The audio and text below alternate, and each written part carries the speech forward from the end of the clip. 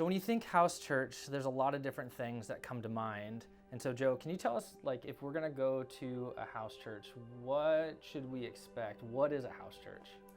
Yeah, I mean, I think this idea of a house church is that it's a smaller subset, mostly autonomous group, part of the bigger church, but a smaller group of individuals, maybe 10, 12, 15 individuals. Here at Trails, it feels really important that these house churches are divided geographically. And by dividing churches geographically, what we get is building intimate relationships with people who are in close proximity to us. That helps build the intimacy of relationships with people who are more likely to just do life together in general. But also what geography does is it helps us just kind of have natural diversity. So diversity in age, diversity in life stages, hopefully couples and singles, young and old. And so it's just this idea of a smaller nuclear group of people who are meeting consistently in a geographic area to grow in intimacy with one another and to grow in intimacy with God. And house churches are going to have different components week to week. So as we've kind of worked through this over the last handful of months, what are some of those components that we would see exist kind of on any given week? It might not look the same every week, but what are the different components that we'd likely see there? Yeah. So if you show up on a Wednesday or wherever your house church gathers, you're going to expect to have some food together. Jesus ate with people, and so we like to eat with one another. There's something that happens around a table that is beautiful in the conversations and intimacy that can be had just eating food. And then other than food, you'll have some silence where you're able to just listen to the Spirit, because our reality is life is loud and TVs are loud and traffic is loud.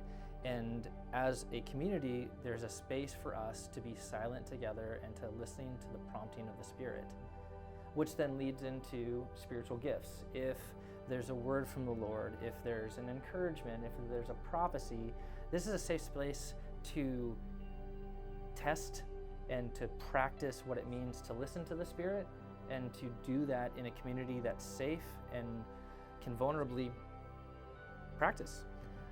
And then after that, you'll spend some time in the scriptures, just looking from verse to verse or chapter to chapter and asking the question of the Spirit again, what do you have for our group? What do you have for us? What does this look like in day-to-day life? And then finally, you'll spend some time just in some prayer for one another in the room, because what's beautiful is that over time, you'll get to know each other. You'll be able to bear one another's burdens. You'll be able to actually be in each other's life because you're in proximity with them, because you live close to them. And so you're able to pray on a level that is not superficial, but you're able to care for one another.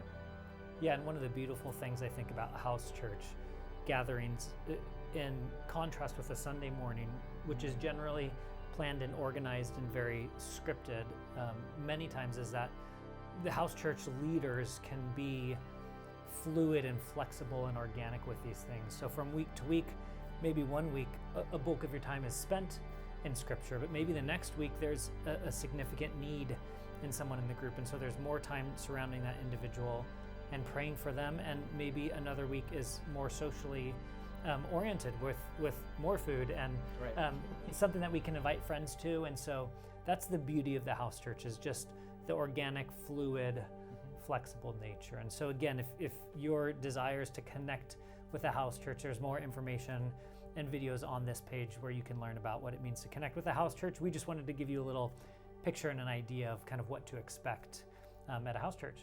Yeah. Thanks.